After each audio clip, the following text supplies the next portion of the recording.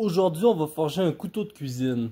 Je dis un couteau de cuisine parce que à la fin, le couteau, je vais le tremper dans l'huile après l'avoir fait cuire. Pas assez chaud pour faire une trempe puis durcir le métal, mais juste assez chaud pour que l'huile colle sur le métal, ça va devenir noir, puis ça va faire un traitement anti-rouille. Ça va éviter qu'il se développe de la rouille, là, comme on voit sur le couteau, comme on voit sur le clou, là, à l'humidité.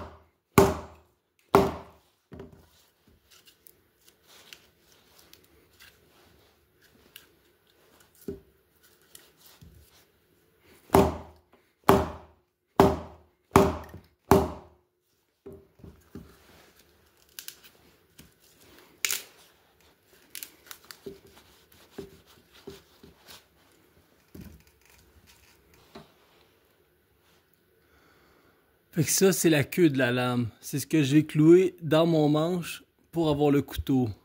Puis ici, il va me rester juste à forger la lame.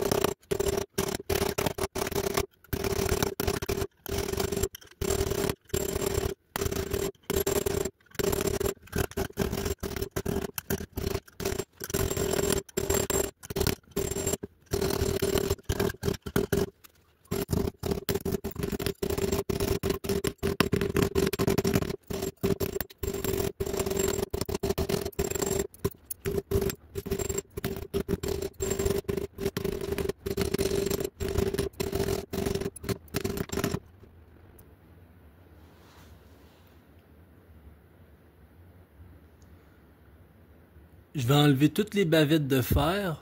Ensuite, je vais pouvoir passer à la trempe, puis on va finir avec un affûtage complet.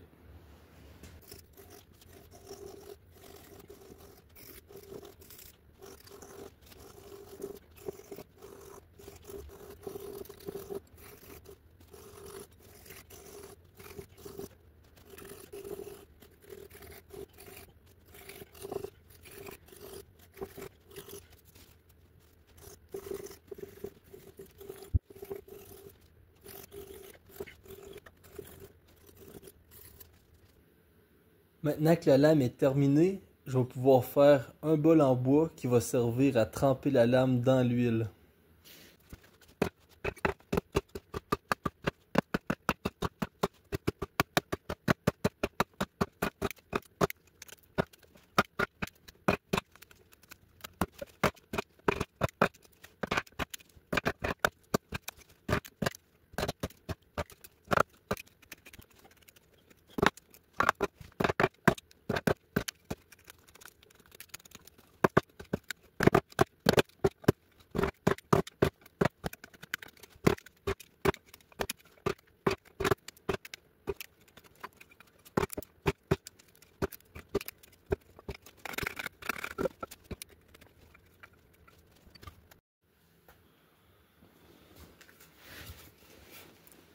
Là, je vais mettre du suif de vache dans mon moule, ce qui va me servir d'huile pour ma trempe.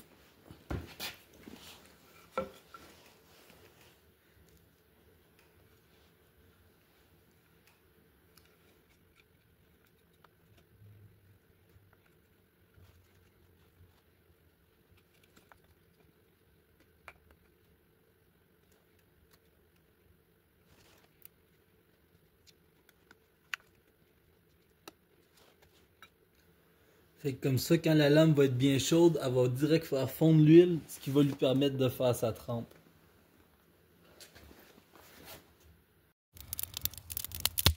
Fait que j'ai mis ma lame dans un petit feu d'éclisse, ça va brûler très vite. Puis quand je vais trouver qu'elle est assez chaude, faut juste qu'elle s'aille à autour de 150-200 degrés. Je vais la mettre dans mon bol à l'huile que j'ai fait pour que ça fasse une trempe puis que la lame noircisse. Ça va faire une finition anti-rouille. Ça a été très rapide, juste 1 minute ou 2 dans le feu, ça a suffi pour que la lame devienne assez chaude. J'ai pas filmé en même temps de le faire pour être sûr d'avoir toute mon attention, pas me rater. Mais on peut voir, la lame est bien noire, puis ça fait une finition anti-rouille. Fait qu'on peut voir que le couteau est devenu tout noir, noir teinté d'un mauve foncé derrière. Je sais pas si on voit bien que les reflets. Fait que ça va être une finition anti-rouille. Je pensais l'affûter pour finir la lame, mais il coupe déjà très bien. Fait que je vais laisser faire parce que chaque fois qu'on va frotter avec la pierre, ça va venir enlever notre finition anti-rouille. Là, ce qu'on veut, c'est planter le clou dans le fond de notre couteau debout dans un manche. Mais là, on va pas juste taper sur la lame. On va venir accoter la lame dans une pièce de bois. Puis ensuite, on va venir placer le morceau de bois par-dessus.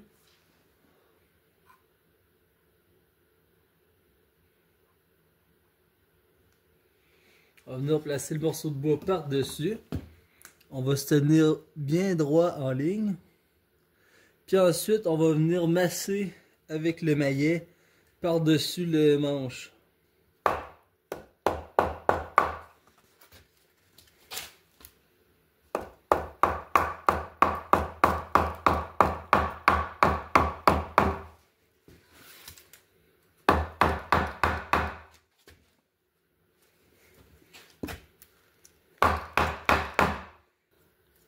Puis juste comme ça, on vient assembler notre couteau sur son manche sans avoir besoin d'autres outils plus complexes comme une étau. On commence par clouer le clou direct dans la pièce de bois parce que si on sculpte notre manche en premier, il va fendre quand on va rentrer le clou. Tandis que là, il y a tout le bout autour qui retient le bois, fait qu'il écrase les fibres au milieu. Puis ensuite, on peut venir sculpter notre manche sans que ça fende.